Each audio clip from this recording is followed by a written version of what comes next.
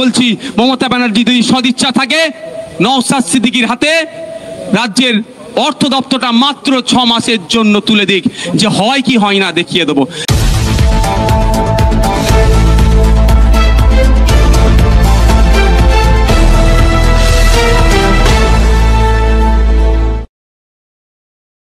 ভাইজান নওশাদ সিদ্দিকী সাহেব ভাঙড় বিধানসভার বিধায়ক, তিনি এখন বক্তব্য রাখবেন। इनकलाब जिंदाबाद, इनकलाब इनकलाब इनकलाबी जिंदाबाद, AISF जिंदाबाद, AISF जिंदाबाद, नौशाद सिद्दीकी भाईजान जिंदाबाद, नौशाद सिद्दीकी भाईजाনের আন্দোলনে রুখছে কেন মমতা ব্যানার্জি জবাব দাও, AISF এর লড়াই রুখছে কেন মমতা ব্যানার্জি জবাব দাও, মমতা ব্যানার্জি হায় হায় এই নির্মমতা হায় হায় এই নির্মমতা হায় হায়, इनकलाब इनकलाब इनकलाबी जिंदाबाद, आईएसएफ जिंदाबाद, एमपी जनरल नौशाद सिद्दीकी भाईजान जिंदाबाद।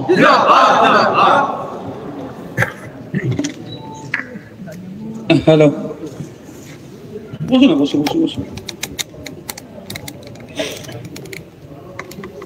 ধন্যবাদ জানাই আজকে এখানে যারা উপস্থিত হয়েছেন। ইন্ডিয়ান সেকুলার ফ্রন্টের 4র্থ বার্ষিক উদযাপন কালে যারা উপস্থিত হয়েছেন এবং যারা দীর্ঘ 2 মাস ধরে অক্লান্ত পরিশ্রম করে গ্রামে গঞ্জ থেকে শুরু করে শহরতলিতে আইএসএফের প্রতিষ্ঠা দিবস উদযাপনের জন্য মানুষকে উৎসাহিত করে কলকাতায় নিয়ে আসার চেষ্টা করেছিলেন, কিন্তু আইন বিচার ব্যবস্থার অর্ডারকে মান্যতা দিয়ে আসতে পারেননি। সেই গ্রামে গঞ্জে বা শহরতলি থেকেই যারা আমাদের প্রোগ্রামকে দেখছেন তাদেরকে অসংখ্য ধন্যবাদ জানাবো। মিডিয়ার বন্ধুদের যাদের প্রচেষ্টায় আজকে শুধু নয়, বিগত দিনের আইএসএফের কর্মকাণ্ড কার্যকলাপ সারা রাজ্যে ছড়িয়ে দিতে বা ছড়িয়ে পড়তে সক্ষম হয়েছে, সেই মিডিয়া বন্ধুদেরকে ধন্যবাদ জানাই প্রশাসনের বন্ধুদেরকেও। তাদের সাথে তো আমাদের কোনো বিরোধ নাই, কিছু আইপিএস আছে সেগুলো আমরা জানি, যারা আমি বিগত দিনে বলেছিলাম জীবের কথা, নতুন করে বলছি না, সময় স্বল্প, অন্য বিষয়ে আসবো। পুলিশ বন্ধুদের সহযোগিতা নিয়েও আমাদের সারা রাজ্যে প্রতিষ্ঠাতা দিবস উদযাপিত হচ্ছে। আমাদের কর্মী সমর্থকরা সুশৃঙ্খল হয়ে সেখানে উদযাপন করছে। আজকের দিনে আমি স্মরণ করতে চাই সেই সমস্ত ব্যক্তিদের, তৃণমূলের অত্যাচারের শিকারে যারা মারা গিয়েছেন বা তার অনেকেরও অঙ্গহানি হয়েছে, বা আইএসএফের এই লড়াইকে এগিয়ে নিয়ে যেতে যারা আপ্রাণ চেষ্টা করেছিল, বিভিন্ন কারণে যারা আমাদের থেকে বিদায় নিয়েছেন, সেই সমস্ত ব্যক্তিবর্গকেও আমরা স্মরণ করছি। আর একটা নাম নিলে আমাদের মনে হয় এই 4র্থ বার্ষিকী উদযাপন বিতা হবে সে আমাদের দলের প্রাণ পুরুষ, প্রতিষ্ঠাতা পীরজাদা আব্বাস সিদ্দিকী ভাইজানকে আমরা আমাদের মঞ্চের পক্ষ থেকে আমরা তাকে ধন্যবাদ জ্ঞাপন করছি। ঠিক যেই সময়ে তৃণমূল কংগ্রেসের অত্যাচারের সীমা যখন ছাড়িয়ে যাচ্ছিল, গ্রামে গঞ্জে যখন বিরোধী দলের পতাকা লাগালে তাদের উপরে আক্রমণ নেমে আসতো, সেই ভয়কে উপেক্ষা করে তিনি একা নিজের কাঁধে দায়িত্ব তুলে নিয়ে আইএসএফ এর প্রতিষ্ঠার সূচনা করেছিলেন। তারপরেই কিন্তু গ্রামে গঞ্জে বিরোধী পতাকা যার জন্য বেশি উঠতে শুরু করেছিল, তাকে আমাদের পার্টির পক্ষ থেকেও ধন্যবাদ জানাই। বন্ধুগণ, যারা মিডিয়ার মাধ্যমে শুনছেন বা দেখছেন তারা নিশ্চিতভাবে অবগত আছেন আইএসএফ কি করতে চায়, আইএসএফ এর লক্ষ্য কি, আইএসএফ এর উদ্দেশ্য কি। তবে আমি বলি, আজকের দিনে মিডিয়া বন্ধুর মাধ্যমে গ্রামে গঞ্জের থেকে শুরু করে শহরের মানুষের কাছে এটাই পৌঁছে দিতে চাই, আইএসএফ বিকল্প রাজনীতির সন্ধানে আছে। আমি উদাহরণের জন্য একটা বলতে পারি, মাননীয় মমতা ব্যানার্জির স্বপ্নের রং নীল সাদা রং করে দিচ্ছেন।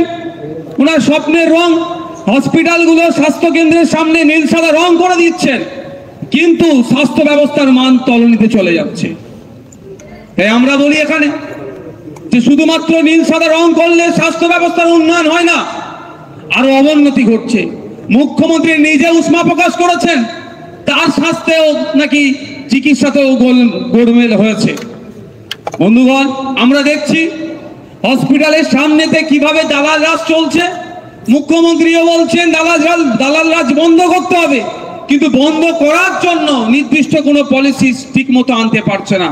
হ্যাঁ, আইএসএফ বিকল্প পলিসির কথা বলছে, কিন্তু শাসক সেটাকে অ্যাকসেপ্ট করছে না।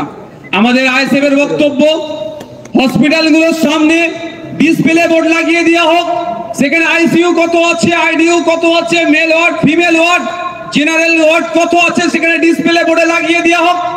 যে আগে আসবে তার জন্য সেখানে সে ফার্স্ট সাব কাম ফার্স্ট সাব হবে, সে পাবে, কোনো দালাল রাজ এখানে থাকবে না। এই বিকল্পের কথা বলছি। যখন এই বিকল্পের কথা বলছি, কালি এই বিকল্পটা যদি এস্টাবলিশ হয়ে যায়, তাহলে হসপিটালে যে সমস্ত দালাল রাজেরা আছে, যারা দালাল রাজে দালালির টাকা হয়তো কালীঘাটে পৌঁছাবে না, দালাল রাজ বন্ধ হয়ে যাবে, কালীঘাটের হয়তো চুলো ঠিক মতো চলবে না। সেই জন্য আমাদেরকে আটকানোর চেষ্টা করা হচ্ছে। আমরা কি বিকল্পের কথা বলছি? আমরা চিৎকার করে বলছি, বা শুধু আমরা নয়, কলকাতার রাজপথে আজকে 1000 দিনের উপরে এসএলএসটি থেকে শুরু করে, গ্রুপ ডি থেকে শুরু করে, প্রাইমারি আপার প্রাইমারি থেকে শুরু করে মাদ্রাসা নিয়োগেও যে দুর্নীতি হয়েছে, এই আওয়াজ তুলে বিভিন্ন জায়গায় বিভিন্নভাবে আন্দোলন চলছে। আর মুখ্যমন্ত্রী বার্তাহদ্দাল বলে আসছেন যে আমরা সততার প্রতীক, আমরা স্বচ্ছভাবে নিয়োগ করতে চাইছি। আমরা বলি আইএসএফ এর প্রোগ্রামকে আটকাতে হবে, আইএসএফ এর প্রোগ্রাম করতে দেওয়া যাবে না। কোটি কোটি টাকা খরচ করে কোর্টে চলে যাচ্ছে, কিন্তু যে আইনি জটিলতা আছে, কোনো ভালো কোনো লয়ারকে দিয়ে জটিলতাকে কাটিয়ে যাতে দ্রুত নিয়োগ করা যায়, তার সদিচ্ছা সরকারে দেখতে পাচ্ছি না। উপরন্ত কি দেখছি, কিছু চোর, কিছু চাকরি চোর, কিছু মেধা চোর, যারা তাদেরকে বাঁচাবার জন্য জনগণের ট্যাক্সের কোটি কোটি টাকা দিয়ে তাদেরকে সেফ রাখার জন্য প্রচেষ্টা চালাচ্ছে। আমরা অল্টারনেটিভ পলিটিক্সের কথা বলি, বিকল্পের সন্ধানের কথা বলি। আমরা রাজ্য সরকারকে এখান থেকে একটা প্রস্তাব দিতে চাই, আগামী দিনে যে সমস্ত পরীক্ষাগুলো নিয়ে হবে, ওই মার্কশিটের একটা কার্বন কপির ব্যবস্থা করা হোক। যে ছেলে মেয়ে পরীক্ষা দেবে, পরীক্ষার শেষে তার কার্বন কপিটা বাড়িতে নিয়ে চলে যাবে। পরীক্ষার শেষে রেজাল্ট আউট হবে, যখন অরিজিনাল যে মার্কশিট থাকবে সেটা ওয়েবসাইটের মাধ্যমে আপনার ডাউনলোড করে দেওয়া হবে। পৃথিবীর যে কোনো প্রান্তের মানুষ চাইলে কোন ছেলে ওয়েস্ট বেঙ্গল গভর্নমেন্টের এই সার্ভিসে এক্সামে ওই মার্কশিটে কত নাম্বার পেয়েছে তার দেখার সুব্যবস্থা করে দিতে হবে, তাহলেই তো চুরি বন্ধ হয়ে যাবে।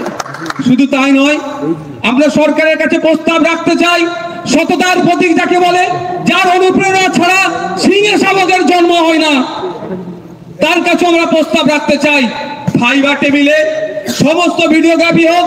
যদি সৎ সাহস থাকে, লাইভ স্ট্রিমিং করা হবে ওখান থেকে, কার ছেলেটা কি প্রশ্নের কতটা উত্তর দিতে পারছে এক্সপার্টদের, তার ভিত্তিতে তার নম্বরটা আসবে, জনমানুষে ছেড়ে দেওয়া হোক।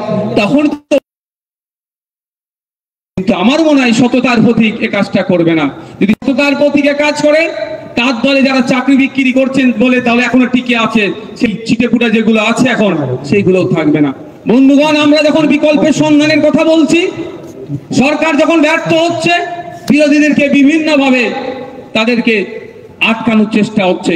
কখনো মিথ্যা কেস দিয়ে আটকানোর চেষ্টা হচ্ছে, তো কখনো গুন্ডাগার্দি করে আটকানোর চেষ্টা হচ্ছে, তো কখনো এমন কিছু তথ্যের পরিবেশন এমন কোন জায়গায় দেওয়া হচ্ছে যাতে বিরোধী শক্তিরাও কিছুটা হলেও দুর্বল হয়ে যাচ্ছে। তাই আমরা বলি, সমাজ ব্যবস্থা গঠনের জন্য রাজনীতির ময়দানে এসেছি, ক্ষমতা দখল আমাদের স্বপ্ন নয়। আজকে আমারও খারাপ লাগছে, আমাদের যে 2 মাস ধরে কর্মী সমর্থকদের যে আবেগ ছিল, কলকাতায় আসার প্রতিষ্ঠা দিবস উদযাপন করতে চেয়েছিল, হয়তো সেই অর্থে পারছে না। তবে আমি আমার কর্মী সমর্থকদের উদ্দেশ্যে বলবো, এই ক্ষোভ, এই রাগটাকে ব্যালট বক্সে ট্রান্সলেট করতে হবে, রূপান্তরিত করতে হবে, সেখানে পাঠাতে হবে।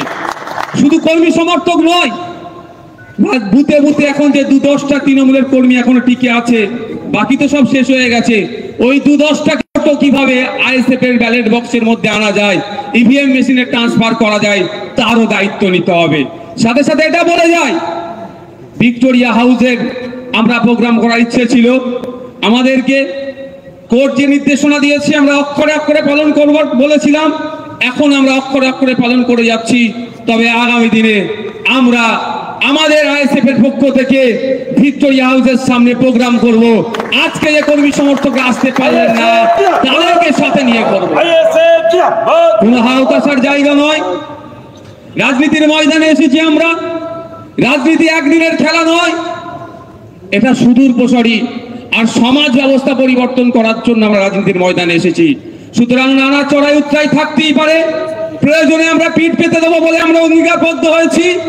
যেমন একটা আজকের দিনটা আমাদের কাছে কিছুটা হলেও একটু বেদনাদায়ক লাগছে, অবশ্যই আগামী যেটা আসছে সেটা আমাদের কাছে অনেকটাই আরামদায়ক হবে, এটা আমরা দায়িত্ব নিয়ে বলতে পারি।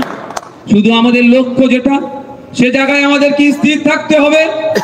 আমাদের লক্ষ্য ভ্রষ্ট হলে চলবে না, কারণ অনেক অপশক্তি আমাদের মধ্যে ঢুকে আমাদেরকে লক্ষ্যভ্রষ্ট করার চেষ্টা করবে।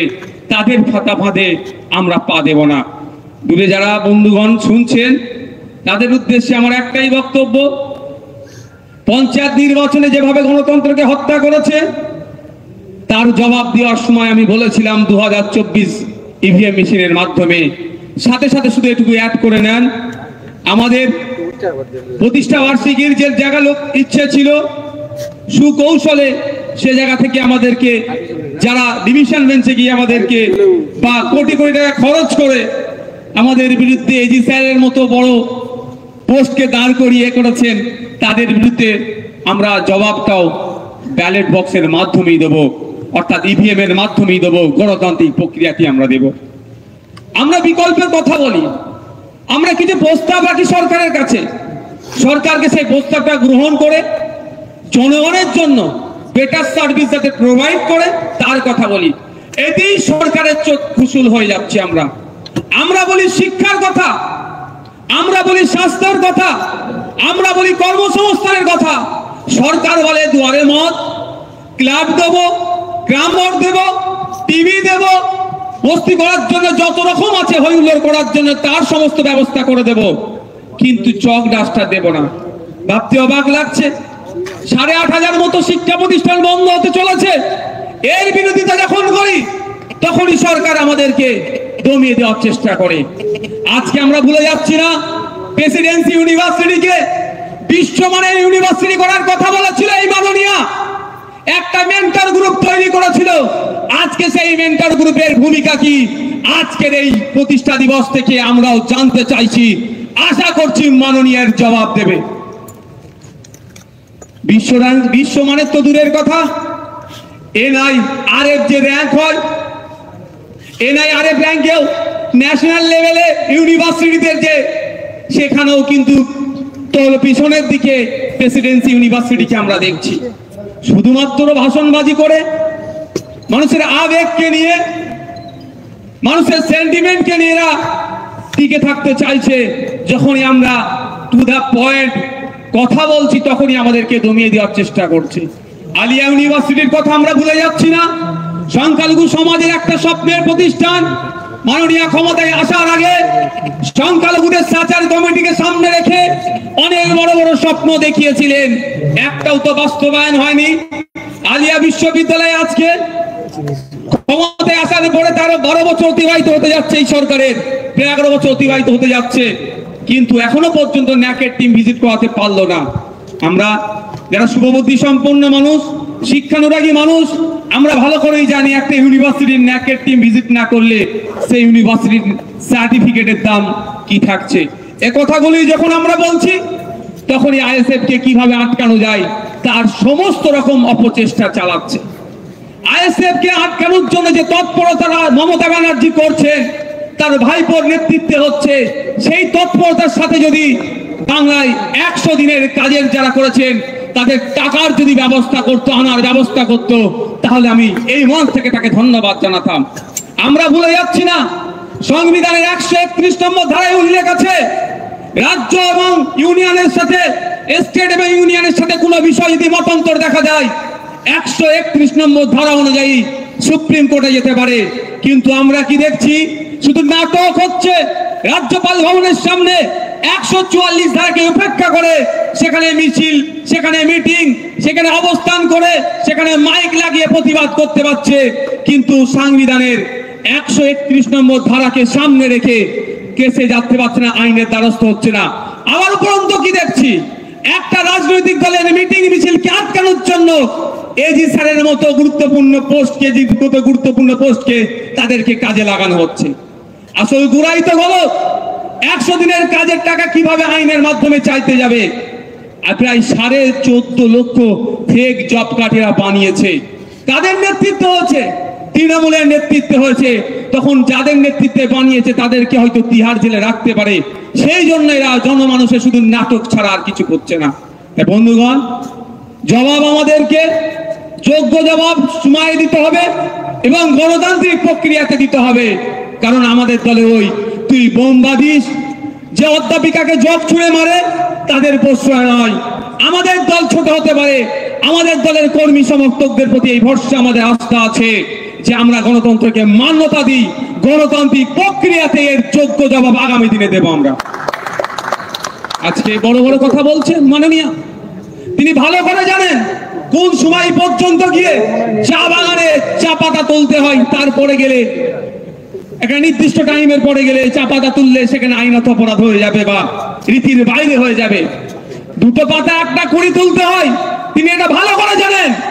কিন্তু ওই চা বাগানের শ্রমিকদের এখনো পর্যন্ত মিনিমাম ওয়েজেস নিয়ে 2015-16 থেকে 2024 হচ্ছে, প্রায় 22 থেকে 23 বার মিটিং হয়ে যাওয়ার পরেও অপদার্থ মমতা ব্যানার্জির নেতৃত্বের সরকার এখনো চা শ্রমিকদের মিনিমাম ওয়েজেসটা ঠিক করতে পারলো না।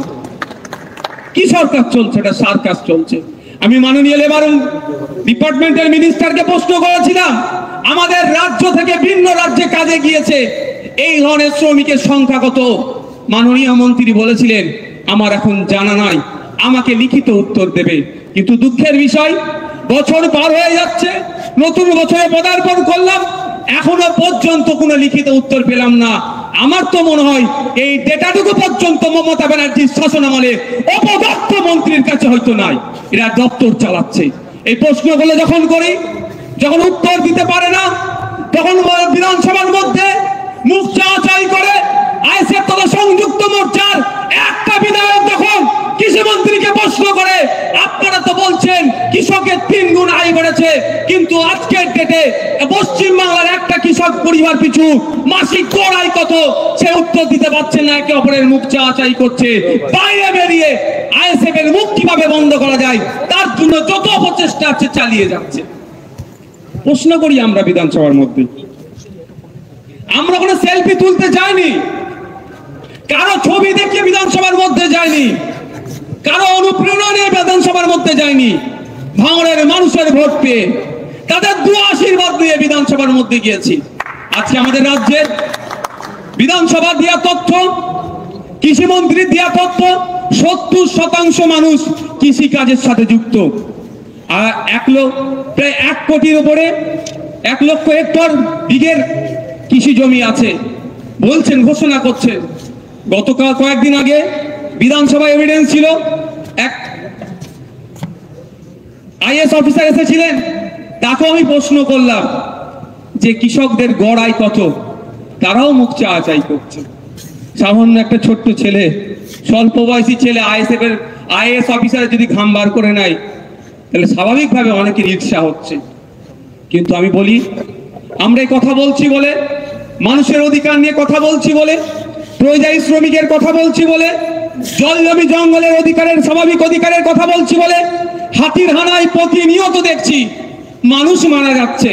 সেই প্রশ্ন যখন বিধানসভার মধ্যে করছি, মাননীয় অপদার্থ মন্ত্রী এখন জেলের হাওয়া খাচ্ছে। আমরা প্রশ্ন করেছিলাম যে বিগত দিনে হাতি তো এত লোকালয়ে আসে না, এখন কেন হাতি চলে আসছে, হাতি রোধের জন্য কি ব্যবস্থা গ্রহণ করছেন? অপদার্থ মন্ত্রী এখন জেলের হাওয়া খাচ্ছে।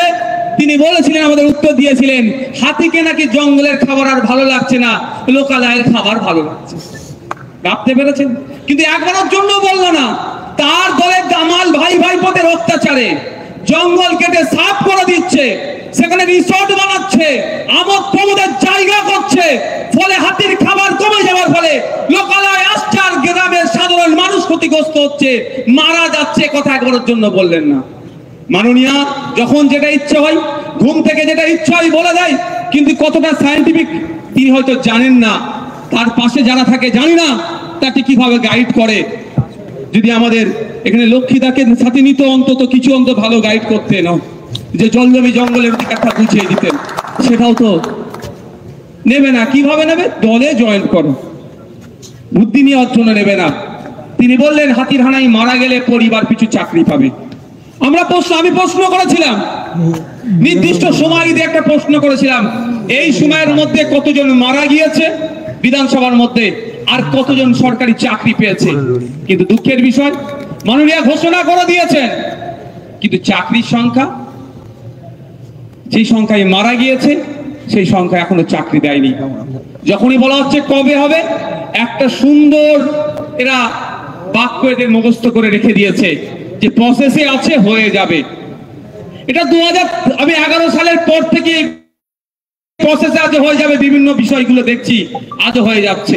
তাই বন্ধুগণ, আমাদের প্রতি এত অত্যাচার নেমে আসছে। বিজেপি সারা রাজ্যে সভা সমাবেশ করছে, সেই অর্থে তাদের বিরোধিতা করতে দেখতে পাচ্ছি না। সিপিএম করছে, কংগ্রেস করছে, বিভিন্ন রাজনৈতিক দল করছে, আজকে সিপিআই করছে, তাই সেই অর্থে কারো বিরোধিতা দেখতে পাচ্ছি না। আর আইএসএফ করলেই যত বিরোধিতা হচ্ছে। তবে একটা জিনিস মাননীয় নিজে এস্টাবলিশ করে দিচ্ছে, এই রাজ্যে মাননীয়ার যে অপকর্ম, যে তার দলের চোরচুরি দুর্নীতির বিরুদ্ধে সব থেকে বেশি সোচ্চার হচ্ছে যে রাজনৈতিক বিধানসভার মধ্যে, বিধানসভার বাইরে, সেটাই হচ্ছে আইএসএফ। আর এসইসিআই, আমার কাছে ডেটা আছে, কলকাতা পুলিশের ম্যারাথন হওয়ার কথা বলেছিল, যে রুটের কথা বলেছে সেখানে আর অ্যাভিনিউর কথা বলা আছে।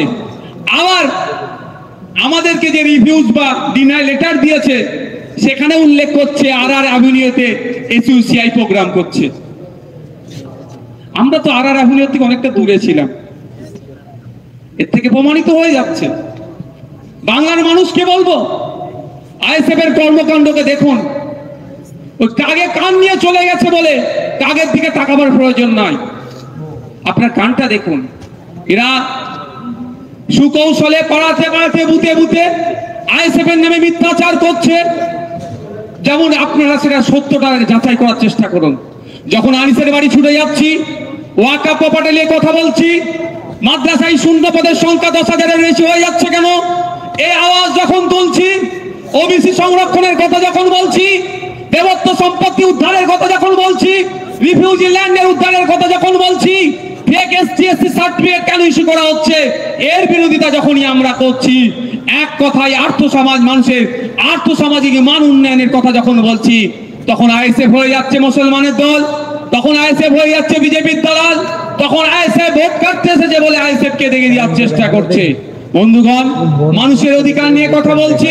2021 সালের আগে ঠিক একই ভাবে বলা হচ্ছিল এই 21-এর নির্বাচনে বিজেপি এসে যাবে, এসে যাবে, এসে যাবে।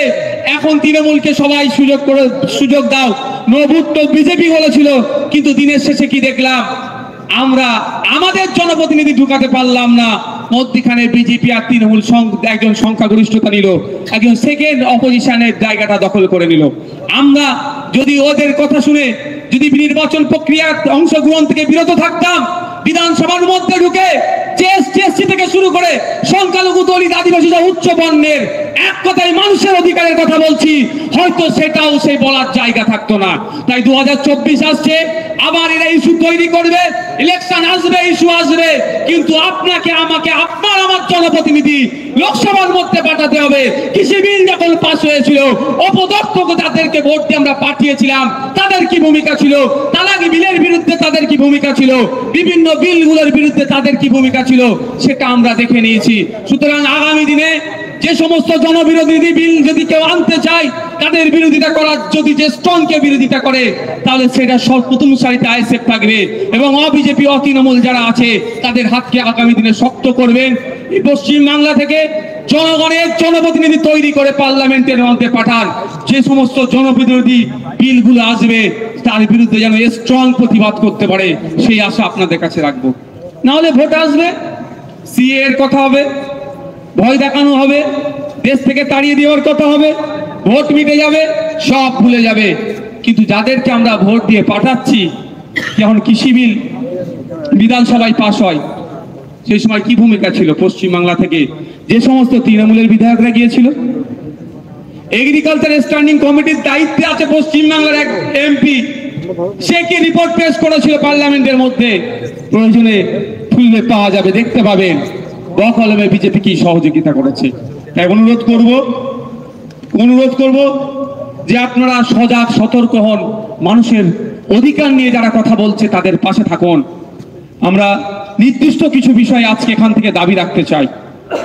আমি শেষে যদি সময় পাই বলবো, নাহলে মিডিয়ার মাধ্যমে রাজ্যের মুখ্যমন্ত্রীর কাছে অর্থ দপ্তর নিয়ে একটা প্রস্তাব রাখবো। সত্যিকারের অর্থে যদি বাংলার অর্থনীতির চাকা পরিবর্তন করতে চাই, অর্থনৈতিক দুরবস্থা যদি কাটাতে চাই, আমি আইএসএফ এর পক্ষ থেকে একটা প্রস্তাব রাখবো, সেটা মেনে নেবেন। সময় স্বল্প, কোর্ট নির্ধারিত সময় আমরা মান্যতা দিয়ে চলবো। আজকে ভাবতে অবাক লাগছে, আশাকর্মী এবং অঙ্গনারী যারা কর্মী আছেন, গ্রামীণ স্বাস্থ্য ব্যবস্থার ব্যাকবোন বলে যারা মমতা করি যাদেরকে, তাদের সাম্মানিক ভাতা কত? আমরা এই জায়গা থেকে দাঁড়িয়ে অ্যানাউন্স করতে চাই, বলতে চাই রাজ্য সরকারকে, তাদের 15,000 টাকার মাইনে বা সাম্মানিক ভাতার ব্যবস্থা করতে হবে, কারণ তারা গ্রামীণ স্বাস্থ্য ব্যবস্থার ব্যাকবোন হিসাবে কাজ করে। তাদেরকে খাটিয়ে নেওয়া হচ্ছে, তাদের মজুরির দাম দেওয়া হচ্ছে না। ঠিক একইভাবে সিভিক ভলেন্টিয়ার বাঁচাও, পার্শ্ব শিক্ষকদের কথাও বলি আমরা, সমকাজের সমবেতন দিতে হবে। আজকে একটা সিভিক ভলেন্টিয়ার দিন রাত এক করে ঝড় বৃষ্টিকে মাথায় নিয়ে সে সিগন্যালিং সিস্টেম থেকে, ট্রাফিক সিস্টেম থেকে শুরু করে বিভিন্ন কাজে নিয়োজিত করা হচ্ছে। গাইডলাইনের বাইরে গিয়েও তাদেরকে কাজে করানো হচ্ছে, কিন্তু তাদের সাম্মানিক ভাতাটা বর্তমান সমাজের সাথে, বর্তমান সময়ের সাথে সামঞ্জস্য নয়। তাই আমরা দাবি করি, সিভিক ভলেন্টিয়ার থেকে শুরু করে শিক্ষা বন্ধু, শিক্ষা মিত্র থেকে শুরু করে পার্শ্ব শিক্ষক যারা আছেন, এসএসকে এমএসকে থেকে শুরু করে যে সমস্ত যারা আছেন, সমকাজে সমবেতনের দাবি আমরা এই মঞ্চ থেকে তুলি। আমরা দাবি তুলছি প্রশাসন বন্ধুদের জন্য। পুলিশ আমাদের বন্ধু, সমাজের বন্ধু। আজকে ভাবতে অবাক লাগছে, একটা পুলিশকে 16 ঘন্টা 18 ঘন্টা করে প্রায় ডিউটি করতে কেন হবে? এদিকে পুলিশের প্রায় 1.5 লক্ষ শূন্য পদ আছে। আমরা রাজ্য সরকারের কাছে আমরা অনুরোধ করছি, আমরা প্রস্তাব রাখছি, অবিলম্বে প্রায় যে 15 লক্ষ শূন্য পদ আছে পুলিশে, স্বচ্ছতার সাথে নিয়োগ করা হোক। এই 16 ঘন্টা 18 ঘন্টা ডিউটি নয়, তাদের নির্দিষ্ট টাইম পিরিয়ডে তাদেরকে ডিউটি করার ব্যবস্থা করে দেওয়া হোক। শ্রম কোডের বাইরে গিয়ে তাদেরকে যে ডিউটি করিয়ে নিয়ে হচ্ছে, তার আমরা বিরোধিতা করছি। সাথে সাথে কেন্দ্রীয় সমাহারে ডিএর ব্যবস্থা করতে হবে। আমরা ভুলে যাচ্ছি না, 2011 সালের আগে মাইক নিয়ে অনেক বড় বড় ডায়লগ বাজি করেছিলেন আজকে যিনি মুখ্যমন্ত্রী। বলেছিলেন যারা যে সরকার কেন্দ্রীয় সমাহারে ডিএ দিতে পারে না, তার সরকারে থাকার অনুচিত, তার দায়িত্ব নয়। তাই আজকের দিনে দাঁড়িয়ে এই নেতাজি ইন্ডোর স্টেডিয়াম থেকে বলতে চাই, অবিলম্বে কেন্দ্রীয় সমাহারে সরকারি কর্মচারীদের ডিএর ব্যবস্থা করতে হবে। সাথে সাথে এটাও অনুরোধ করব, যারা সংগ্রামী যৌথ মঞ্চের যারা এই ডিএ বাড়ানোর জন্য যারা আন্দোলন করছেন, সম্ভবত আর কয়েকটা দিন পরে তারা নাকি অনশনে বসছেন, তাদের কাছে অনুরোধ করব, অনশনটাই শেষ নয়। আপনারা অনশনে না গিয়ে আর বাকি গণতান্ত্রিক প্রক্রিয়াতে যে লড়াইগুলো আছে, সরকারকে যাতে বাধ্য করা যায় সেই পন্থা অবলম্বন করুন। আইএসএফ আপনাদের সাথে সম্পূর্ণভাবে পূর্ণ শক্তি দিয়ে আপনাদের পাশে থাকবে। আমরা একটা জিনিস অবাক হয়ে যাই, বিভিন্ন সময় সন্ধ্যার, বিভিন্ন দিনে সন্ধ্যায় একটা জিনিস আমি দেখি যে এক প্রকার সাজুগুজু করে মিডিয়া বন্ধুদের সামনে যেভাবে ডিবেটে বসে চোরেদের হয়ে গলা ফাটাতে, সেখানে বসে চাকরি চুরির কথা বললে আইনি জটিলতা আছে, অনেকের কথা বললে আইনি জটিলতা আছে, কিন্তু এমনও অনেক দেখিয়ে দিতে পারি আমরা নিয়োগের ক্ষেত্রে যেখানে কোনো কেস নাই, সেই নিয়োগও সরকার বন্ধ রেখেছে। তারপরে বলবো আইএসএফ কে মিটিং মিছিল করতে দেওয়া যাবে না। ডিভিশন বেঞ্চে ছুটছেন, কোটি কোটি টাকা খরচ করছেন, সেখানে কোনো বাধ্যবাধকতা নাই, সেখানে কোনো অসুবিধা হচ্ছে না। যে আইনি জটিলতার নাম দিয়ে আপনারা চাকরিগুলোকে আটকে রেখেছেন, নিয়োগগুলোকে বন্ধ করে রেখেছেন, সেই আইনি জটিলতার জন্য আপনারা কেন টাকা খরচ করে লয়ার রাখছেন না? সরকারের কাছে প্রশ্ন করতে চাই, সাথে সাথে জনমানুষের কাছে এটা জানাতে চাই, এই সরকার সমস্যার সমাধান তো দূরের কথা, এই সরকারের আমলে যে অর্গানাইজ ওয়েতে যে দুর্নীতি হয়েছে, যে মেধা বিক্রি হয়েছে, মেধা চুরি হয়েছে, এই চুরিটাকে আটকানোর জন্য জনগণের কোটি কোটি টাকা খরচ করে single bench, division bench, supreme court পর্যন্ত ছুটে যাচ্ছে এক কথায় চোরেদেরকে বাঁচানোর জন্য। যে সরকার চোরেদেরকে বাঁচানোর জন্য, আমাদের মেধাকে যারা চুরি করেছে তাদেরকে বাঁচানোর জন্য আমাদের ট্যাক্সের টাকা দিয়ে আইনি লড়াই করছে সেই সরকারের এই সরকারে থাকার যোগ্য নয়। দুঃখের বিষয় এমপিএমএল এর ক্ষেত্রে রাইট টু রিকল নয়। যদি রাইট টু রিকল থাকতো আমার মনে হয় এই আজকের দিন আমাদের দেখতে হতো না, বাংলার জনগণ এদেরকে উপরে বঙ্গোপসাগরে ফেলে দিত। তাই রাইট টু রিকল নয়, তাই ধৈর্য ধরতে হবে। আমি ভরসা করছি বাংলার জনগণের কাছে, 2026কে পাখির চোখ করুন। 2026-এ আমাদেরকে পশ্চিম বাংলার মসনদে মুখ্যমন্ত্রীর চেয়ার থাকলেও আমরা আমাদের বর্তমান মুখ্যমন্ত্রী মমতা ব্যানার্জির দীর্ঘায়ু কামনা করি, সুস্থতা কামনা করি, কিন্তু সেই সিটে আমরা তাকে বসতে দেব না, বসতে দেব না, বসতে দেব না। এই শপথ আমাদেরকে নিতে হবে। আইএসএফ ঠিক করে দেবে 2026-এ মুখ্যমন্ত্রীর মসনদে কে বসবে। আর বিজেপি তৃণমূল যে বিজেমূল তারা ঠিক করে নিক প্রধান বিরোধী দলনেতা কি হবে। শুভেন্দু অধিকারী হবেন, দিলীপ ঘোষ হবেন, সুকান্ত মজুমদার হবেন, না পিসি ভাইপো হবেন। ওদের নিজেদের মধ্যে আন্ডারস্ট্যান্ডিংটা প্রয়োজনে আপনার নাগপুরে গিয়ে ওনারা করে নিক। বাংলার মানুষ জবাব দেওয়ার জন্য প্রস্তুত আছে। রাইট টু রিকল থাকলে এই সরকারের এই দিন আমাদেরকে দেখতে হতো না, এই সময় আমাদেরকে ঝেলতে হতো না। যতটুকু আমরা ঝেলছি, আমি বলবো আগামী 2026-এ আমরা পাখির চোখ করব, এই সরকারকে গণতান্ত্রিক প্রক্রিয়াতে বিতাড়িত করব। তবে হ্যাঁ, 2024-এ আমি আবারও বলছি, আমি তো ডায়মন্ড হারবার সিটে কনসেন্ট্রেট করেই রেখেছি। আমাদের বিশ্বজিৎ দা বললেন ডায়মন্ড হারবারে পরাজিত করে ভিক্টোরিয়া হাউসের সামনে আমরা বিজয় উৎসব করব। যদি আমাকে অনুমোদন দেয়, আপনারা নিশ্চয়ই জানেন আমি লড়াই করতে প্রস্তুত আছি। এখন আমি নমিনেশন জমা করিনি, তাতেই দেখছি কালীঘাট থরথর করে কাঁপতে শুরু করেছে। তাতেই বলছে কি বিধবা ভাতা না বার্ধক্য ভাতা শুরু হয়েছে।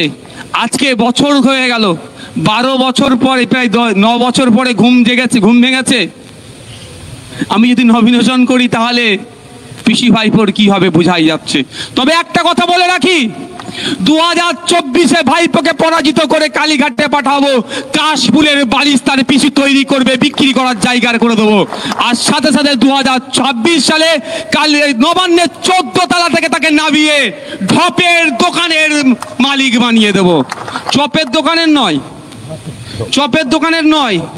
ঢপের দোকানের। একটার পর একটা ঢপ দিয়ে যাচ্ছে। বলছে মেটিয়াপুরে কি টেক্সটাইল হাফ করে দিয়েছে। আমার মেটিয়াপুরে কিছু উস্তাকার বন্ধুদের সাথে যোগাযোগ আছে, আমি ফোন লাগিয়েছি, হয়তো নতুন করে কিছু উদ্বোধন করলো নাকি। তারাও বললো এটা দিদির অত নম্বর ঢপ। তো ঢপের দোকানের তাকে মালকিন বানিয়ে দেবো, এই প্রতিজ্ঞাবদ্ধ আমরা হলাম। আমরা গণতন্ত্র রক্ষার লড়াই এসেছি, আর আমাদেরকে কিভাবে দমন পীড়ন করা হচ্ছে, অন্যায়ভাবে আমাদের কর্মীদেরকে কিভাবে ডিস্টার্ব করা হচ্ছে আমরা ভুলে যাচ্ছি না। আমি কর্মী বন্ধুদেরকে বলবো, আবারও বলছি, হাওতাশার কোনো জায়গা নয়।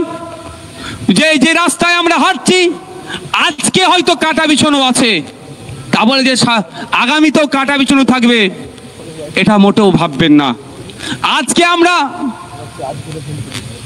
একটা খারাপ সময় পার করছি, আগামীতেও এই খারাপ সময় থাকবে এটা মোটেও ভাববেন না। আগামীতে অবশ্যই আমাদের ভালো আছে, আমাদের কল্যাণকর 9 দিন আসছে, সেটা আমরা অপেক্ষা করছি। আমরা যখনই সরকারকে প্রশ্ন করছি কি বিশ্ব বাণিজ্য শিল্প সম্মেলন না কি বিশ্ববঙ্গ শিল্প সম্মেলন করেছিল না, সে প্রশ্ন করেছিলাম আমরা। বিধানসভায় যে কোশ্চেনগুলো জমা দেওয়া হয় যতক্ষণ না পাবলিশ হয় সেই প্রশ্ন সম্পর্কে বলা যায় না। কিন্তু দুঃখের বিষয়, এমন কিছু কোশ্চেন জমা দিয়ে আছে আইএসএফ এর পক্ষ থেকে তথা সংযুক্ত মোর্চার একমাত্র বিধায়ক জমা দিয়ে রেখেছে, সেই প্রশ্নের উত্তর দেওয়ার এদের সৎ সাহস নেই, হয়তো সেটাকে বাইপাস করে দেয়। এই মর্মে প্রশ্ন জমা দিয়ে আছে এই বাণিজ্য সম্মেলনে। তবে আমি মিডিয়ার মাধ্যমে প্রশ্ন করেছিলাম, দেখেছিলাম গত বছরে বাণিজ্য সম্মেলনের শেষে বলেছিল অত হাজার কোটি টাকা ইনভেস্ট করবে বলে তার খসড়া দিয়ে দিয়েছিল।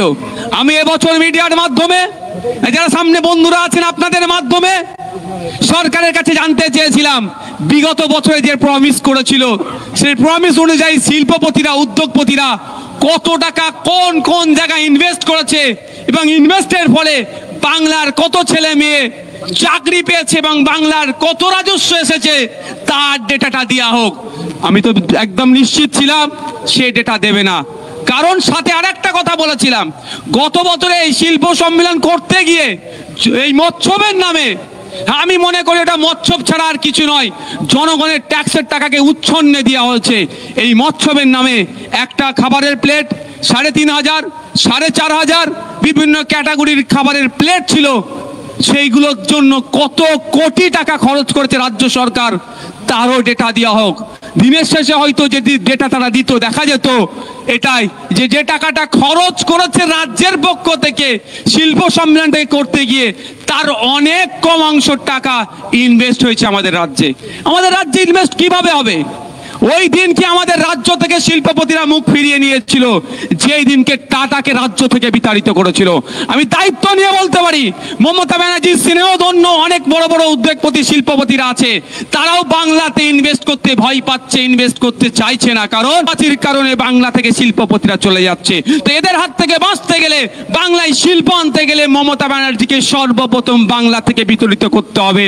তাই বন্ধুগণ, আবারও বলবো, রাইট টু রিকল নয়, আমাদেরকে ভোটের মাধ্যমে এদেরকে বিতাড়িত করতে হবে। বিতাড়িতের প্রথম স্টেপ হবে লোকসভা নির্বাচন। এই লোকসভা নির্বাচনে এদেরকে প্রতিহত করতে হবে, বিজেপি এবং তৃণমূলকে একইভাবে হারাতে হবে, এবং 2026 নির্বাচনে সম্পূর্ণরূপে বাংলা থেকে বিজেপি এবং তৃণমূলের বিদায় ঘন্টা বাজিয়ে দিতে হবে। এটা আমাদেরকে দায়িত্ব নিতে হবে। আর যদি আমরা দায়িত্ব না নিই, ওই রকম হবে। এমস রায়গঞ্জে তৃণমূলের যে নেতারা আছে, আমরা ভেবে পাচ্ছি না তাদের মুখে কি তারা কুলু পেটে রেখেছে। এমস তো রায়গঞ্জে হওয়ার কথা শুনেছিলাম, যেখানে হয়েছে আরো হোক আমরা চাইবো, কিন্তু রায়গঞ্জ জেলা অত্র এলাকার তৃণমূলের নেতাদের মুখেও কুলুপ কেন, তারা কেন কথা বলছে না? একটা এমস রায়গঞ্জে থাকলে সেখানকার রুগীদেরকে এখানে আসতে হতো না, স্বাস্থ্য ব্যবস্থার ঐতিহাসিক বিপ্লব ঘটে যেত। কিন্তু কি দেখলাম, রায়গঞ্জে এমস হলো না। তারপরে যে কেন্দ্র সরকারকে ডিমান্ড করা, প্রেশার ক্রিয়েট করে এখানে নিয়ে আসা, কোন সরকারের সদিচ্ছা নাই। সেন্ট্রাল ইউনিভার্সিটি শিক্ষা ব্যবস্থার অনেক বড় বড় কথা বলেন শিক্ষামন্ত্রী, যখন সেন্ট্রাল ইউনিভার্সিটির কোথায় সেই আমলে ছিল, এই 12 বছরে একটা আমাদের রাজ্যে আনতে পারলো না। আমাদের প্রশ্ন এখানেই, আমরা যখন এই ডিমান্ডগুলো করি, আমরা যখন মুর্শিদাবাদের পরিযায়ী শ্রমিকদের কথা বলি, তখনই আমাদেরকে দেখে দেওয়া হয়। যখনই আমরা অধিকারের কথা বলি, তখনই আমাদেরকে দেখে দেওয়া হচ্ছে হয় আপনার বিজেপির দালাল, না হলে মুসলমানদের দল। কিন্তু আমাদের বন্ধুগণ, আমাদের লক্ষ্যে আমাদেরকে নিয়োজিত থাকতে হবে। আমরা যদি আমাদের লক্ষ্যে অবিচল থাকি, তাহলে আমরা আমাদের লক্ষ্যে পূরণ হতে পারবো। কোনো কনফিউজ রাখার জায়গা নয়। আজ হয়নি কাল হবে, কাল হয়নি পরশু হবে, আগামীতে হবে। এই শপথ আমাদের নিতে হবে যে একদিন আমরা করব এবং আমাদের যে লক্ষ্য সমাজ ব্যবস্থা পরিবর্তন করব, এটা আমাদের বলতে হবে। সময় স্বল্প, অনেক কিছু বলার ছিল। রাশিয়া ইউক্রেন যুদ্ধ থেকে শুরু করে, প্যালেস্টাইন ইসরায়েলের লড়াই থেকে শুরু করে, সমস্ত বিষয়ে যেভাবে আমাদের ভারত সরকার যে বিদেশ নীতিকে বিসর্জন দিয়ে কোনো এক অগ্রাসন শক্তির পাশে দাঁড়াচ্ছে, সেটাকে আমরা মেনে নিতে পারি না। শেষের সময়, কোর্ট নির্ধারিত সময় আর 4 মিনিট আছে, শেষ কথা বলি। মমতা ব্যানার্জি মহাশয়া বলেন রাজ্যের অর্থনৈতিক অবস্থা তলানিতে, হসপিটালে বেড নাই কেন, ভাঙড়ে হসপিটালগুলোকে উন্নত মানের করার যখনই কথা বলি, অর্থের দুরবস্থার কথা বলে। সরকারি কর্মচারীদের ডিএর কথা বললে অর্থের দুরবস্থার কথা বলে, স্বাস্থ্য কেন্দ্রের মান উন্নয়নের কথা বললে অর্থের দুরবস্থার কথা বলে, শিক্ষক নিয়োগের কথা বললে অর্থের দুরবস্থার কথা বলে। আমি আজকে নেতাজি ইন্ডোর স্টেডিয়াম থেকে মাননীয় মুখ্যমন্ত্রীকে বলছি, যদি আপনি রাজ্যের ভালো চান, নওশাদ সিদ্দিকীকে আগামী 6 মাসের জন্য অর্থ দপ্তরটা দিয়ে দিন। রাজ্যের অর্থনৈতিক অবস্থা আমি পরিবর্তন করে দেখিয়ে দেবো। নির্দ্বিধায় বলছি, যদি অর্থনৈতিক দুরবস্থা পরিবর্তন না করতে পারি, রাজনীতি করাই আমি ছেড়ে দেবো। যেদিন দায়িত্ব দেবেন, তারপরের দিন থেকেই সরকারি কর্মচারীদের কেন্দ্রীয় সমাহারের ডিএর ব্যবস্থা করে দেবো, এবং যে কটা সমাজ কল্যাণমূলক প্রকল্প চলছে একটাও বন্ধ হবে না, সবটাই চালাবো। তাই বলছি, মমতা ব্যানার্জি যদি সদিচ্ছা থাকে, নওশাদ সিদ্দিকীর হাতে রাজ্যের অর্থ দপ্তরটা মাত্র 6 মাসের জন্য তুলে দিক, যে হয় কি হয় না দেখিয়ে দেবো। আমাদের রাজ্যে আমাদের রাজ্যের সম্পত্তি আছে, দেশের অনেক সম্পত্তি আছে, চুরি হয়ে যাচ্ছে। এই মমতা ব্যানার্জি তার ভাইপোদের নেতৃত্বে সম্পত্তিগুলো চুরি হয়ে যাচ্ছে। চুরি আটকালেই শিক্ষা কেন্দ্রের যেমন মান উন্নয়ন হবে, চক ডাস্টার যেমন পৌঁছে যাবে, হসপিটালে বেডও পৌঁছাবে, নতুন নতুন চাকরি হবে এবং সরকারি কর্মচারীদের কেন্দ্রীয় সমাহারে ডিওরও ব্যবস্থা করা যাবে। আমি আবারও চ্যালেঞ্জ করছি, মমতা ব্যানার্জি মহাশয় যদি রাজ্যের ভালো চান, সরকারি কর্মচারীদের ভালো চান, আমার জনসাধারণের ভালো চান, শিক্ষা, স্বাস্থ্য, কর্মসংস্থান, এক কথায় বাংলার অর্থনৈতিক, বাংলার জনগণের আর্থসামাজিক মান উন্নয়ন চাই, আগামী 6 মাসের জন্য আমার হাতে অর্থ দপ্তর তুলে দিক, এই অর্থনৈতিক চাকা আমূল পরিবর্তন করে দেখিয়ে দেব। ধন্যবাদ, সকলে ভালো থাকবেন। কর্মী বন্ধুদেরকে বলবো, আপনারাই আমাদের আবেগ, আপনাদেরকে আমরা উপেক্ষা করতে পারি না, কে আসবে কে যাবে, সেই জন্য আমরা গুটি কয়েক মানুষকে নিয়ে প্রোগ্রাম করেছি। আইএসএফ এর চিন্তা ভাবনা যেমন কোর্টের জজেদের কাছে উজ্জ্বল থাকবে, বাংলার জনমানুষের কাছে উজ্জ্বল থাকবে। সকলে ভালো থাকবেন। আবারও আমাদের দলের প্রাণপুরুষ পিজ্জাদা আব্বাস সিদ্দিকী ভাইজানকে আমরা ধন্যবাদ জানাই যে তার চিন্তা ভাবনার মাধ্যমে আমাদেরকে যে প্ল্যাটফর্ম তুলে দিয়েছে, আমরা বঞ্চিত নিপীড়িত মানুষের কণ্ঠ হয়ে বলতে পারছি। ধন্যবাদ, সকলে ভালো থাকবেন, সুস্থ থাকবেন। इनकलाब इनकलाब इनकलाबी जिंदाबाद, आईएसएफ जिंदाबाद।